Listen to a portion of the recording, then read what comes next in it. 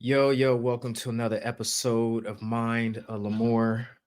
Hey, it's been a crazy election run, and everybody, everybody saw who won, who took it. Trump is in there again for round two. So I know everyone's curious as to what's about to happen now.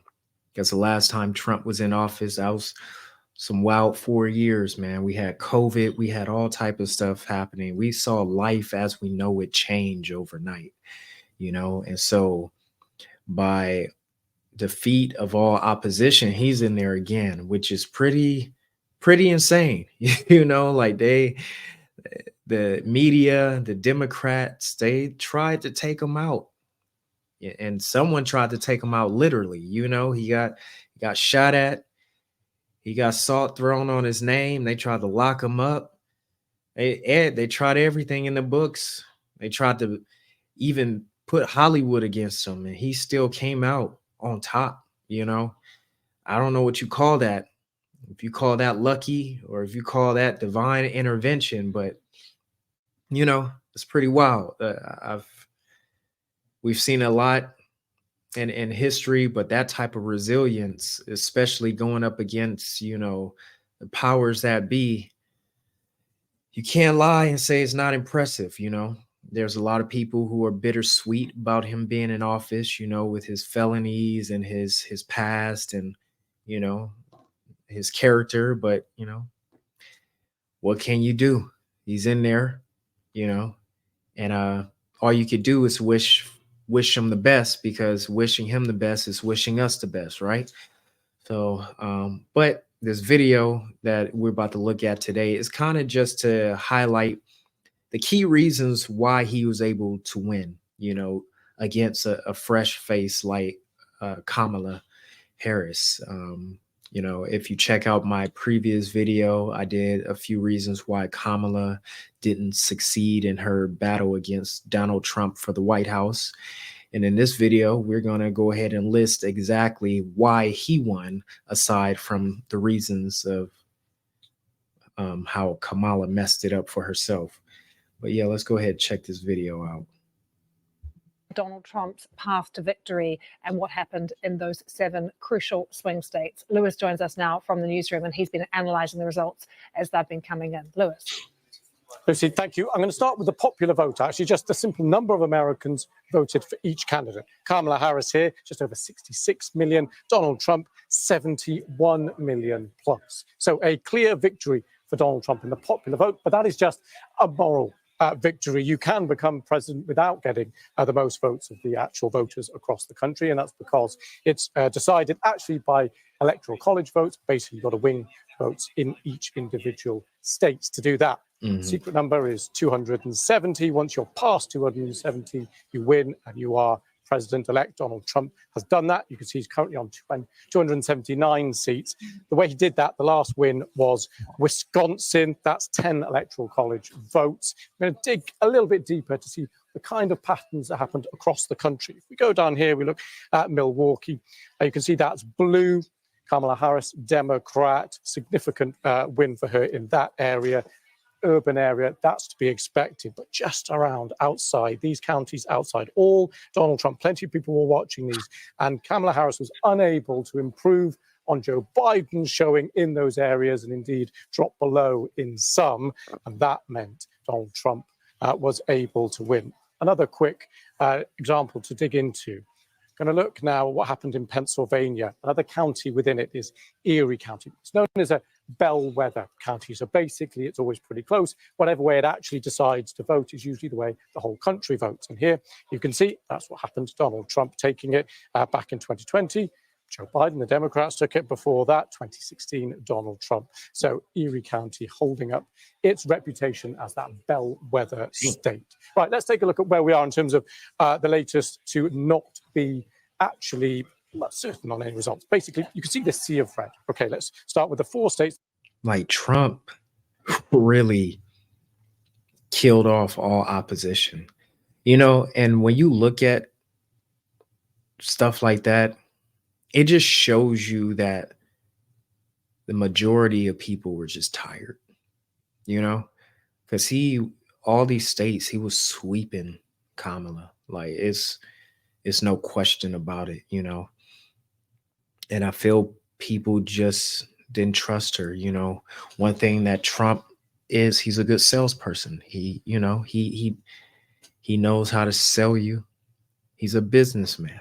And he uh he appealed to people's emotions. You know, he got them to feel like he knew what they were feeling. Hey, I'm going to cut taxes. No taxes on tips, you know. We're going to try to get rid of this income tax altogether. His whole thing was cutting taxes, cutting taxes. And that was the thing that he had above Kamala, because if you look at a lot of her policies, even though her adding taxes were within a certain tax bracket, it's the simple fact that she kept saying she wanted to add taxes. You know, people, they're very simple. So they were hearing add. Okay, we already paying up the A for everything. So why are you still want to add stuff? Like, what's going on? You know? Um, yeah, this is wild. That have been projected already as a Donald Trump win. We know about those. But these three here, we do not have projections yet, but you can see Donald Trump ahead in all of them. So let's look now at how through the night Donald Trump actually did it. Let's look at those 7 swing states that coming into this election basically looked like they could go either way. Well, pretty quickly, they started going Donald Trump's way. Let's start down here, North Carolina, Georgia. Kamala Harris at this point still in the race, but then came Pennsylvania. It's a crucial state because it's got 19 electoral college votes. That's the most out of any swing state. And now we have Donald Trump on 266. He basically just needs one more of these swing states. And that happened, as we mentioned, with Wisconsin. That took him over the line. That's basically the story of the night. But it wasn't just presidential elections taking place. Let's take a look at Congress, because clearly the president's power is greatly enhanced if Congress backs him and backs the laws and changes he wants to make, and isn't if it doesn't. So the Senate, you need a simple majority of 51 to be in control of the Senate. And look at that number, 52. Republicans have it already with. So not only did he get all those states, he got the Senate and he got the House. This is something that hasn't happened in a very long time. So what this means is, like, he's going to get a lot of his way. When he wants to put things into power, it's not going to be too hard for him to do so, because he's going to have no opposition, really. He's controlling the Senate. That vote, majority Republicans is with it, is passing. The House, majority of the Republicans is with it, is passing. So I just really hope that the things that he's thinking of doing for the American people are great things, because it's really going to be all on him now. He can't blame it on anyone if anything doesn't go right. He can't say, oh, the Democrats this. Like, no, bro, you got full control. So you better make it happen. Like, his legacy is on the line. So he has a chance to improve his legacy, you know, and change the minds of a lot of people. Or he has, you know, he has the option to yes, to not make it make it work, you know. But yeah. Some seats still up for grabs. And let's take a look at the map. Now, only a third of seats in the Senate are up for grabs right now. So ignore the grey here. That's where no elections are taking place. But you can see the red stripes here: Ohio, West Virginia, Montana. These are wins for Republicans. That's taken them up to 52 so far.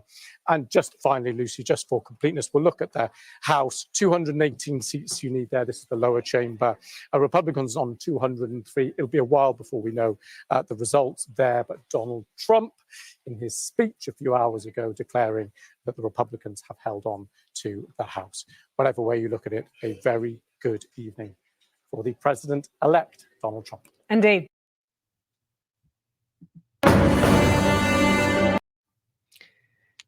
Yeah, he's definitely in the lead. So yeah, so my opinion when it comes to Trump is I feel like he just appealed to the people when it came to what was going on. He's a funny dude, he used a lot of humor. He's very outspoken, he's blunt.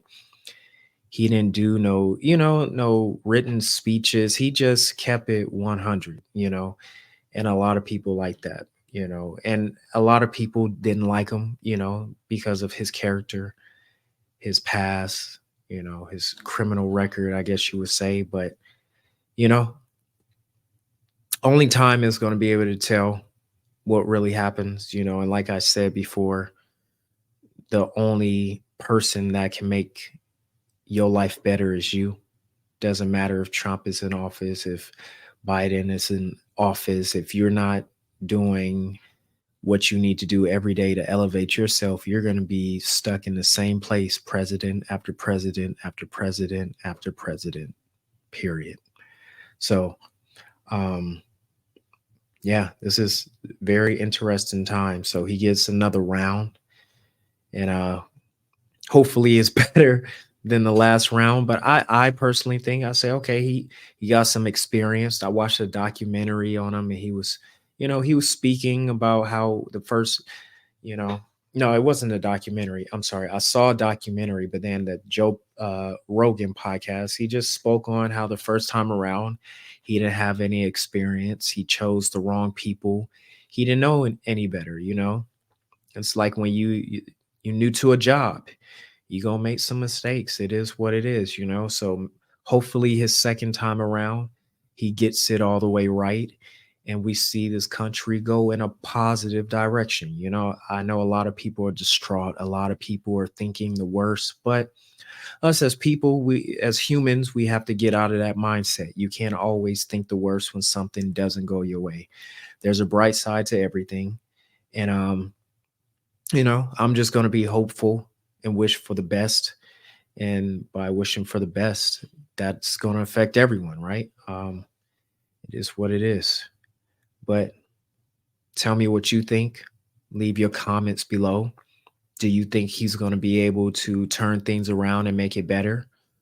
Or do you think we're going to be in for a reality show? He's already a character, but let me know your thoughts below. Go ahead, like and subscribe to this video. Share it, let people know. I'm just eager to hear what a lot of people have to say. And I know it's going to be mixed comments. A lot of people are going to be for it. A lot of people are going to still be in a negative mindset about it. But what would you like to see Trump do while he's in office? Like I said, leave your comments below. But I hope everyone has a good rest of their 2024. I hope a good change is coming. And I wish you the best in 2025. But till then, this is Mind Lamore. And I'll see you guys next time for another video. Peace.